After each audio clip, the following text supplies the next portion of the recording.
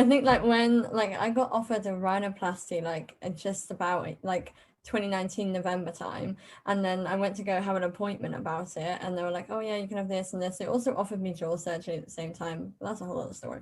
But it was just like so I was like, oh yeah, that could be cool. But then I don't know about you, but I was quite worried to have it during COVID because of like the infection and all of that. So I kind of like put it on hold. But then I always kind of planned to have it in that gap between school and uni so that I could like properly recover. And now I'm kind of looking ahead and I'm like, I have no time. And I know that sounds stupid, but like you looked at it and you're like, next summer I'm probably gonna have to have an internship. And the summer after I'm probably gonna be getting ready to go to work. And then I'll be in a job and I can't be like, so I actually need 8 weeks off. I've just started, but I need 8 weeks off. That could be lovely. So I don't know, it's kind of changed my like view, I think, a lot on like whether it's made me stop and think if I actually need that surgery or if I was just having it because it was offered to me and I was like, oh, okay, I know that lots of people have that in this part of their journey, I'll take it. So I don't know, it's kind of made me think I'll probably wait a lot longer now until I'm actually like got free time and also like actually to make sure I actually want it. That's like such a good point. Like I kind of never really thought of it as the point of like, um, oh, am I just getting it because it's offered to me? But I was kind of the same in that I had a lot of my kind of bigger surgeries kind of in the summers of uni. So like I had my jaw surgery, I think I had a palate operation, I had something else. Kind of every summer was kind of focused around a different operation, and it meant I had quite a few summers on a liquid diet. Like, but you can alcohol liquid, so it was fine. But that now it's kind of got to the point where I'm like, all right, okay, so I'm in full-time employment. Like it's not just really that easy just to I've done it once, like I did it once to have a septal rhinoplasty and I had to take the time off work. It's really awkward to ask and I just felt really bad, like, oh hey, like, I'm not like dying here, but I would quite like my nose to look a bit different and be able to breathe. I felt a wee bit bad. I still did it and like I got the time off work and it was fine.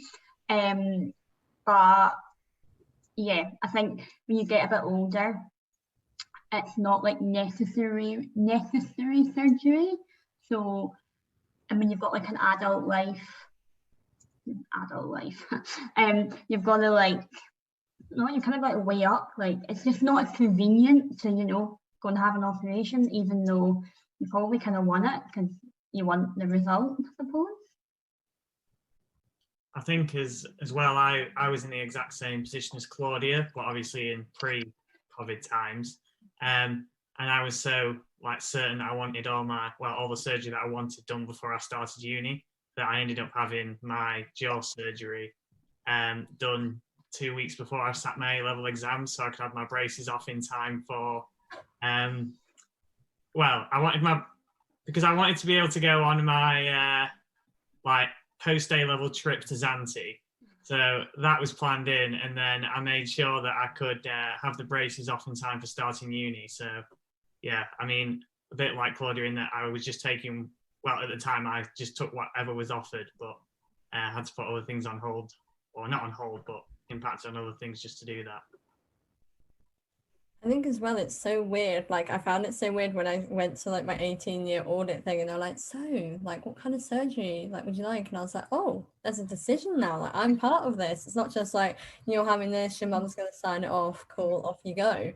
And it was just weird to kind of like have it as an option. They were like handing me leaflets like this and that. And I was like, okay, this is a bit weird now because I don't know, I just felt a bit like how am I meant to pick like if I want to have it's just such a weird decision to think like you're going to choose to change your appearance. It's just a bit like it's a weird thing to have go on in your head to actually like really deep the fact that you're going to have surgery to change it, but then you want it and to not also get like influenced by like your friends and family and what they want, because I always found like I talk about it with my school friends. I'd be like, oh, I'm thinking of having a rhinoplasty, and they're like, oh, why? And I'm like, oh, I just fancy it. And they're like, oh, you're just going to put more plastic in your face. And I'm like, that's exactly what I want to do, exactly. And I just don't think they really understand it from like different level. It's not plastic and it's not like just because I want it. It's like a more psychological, deeper meaning.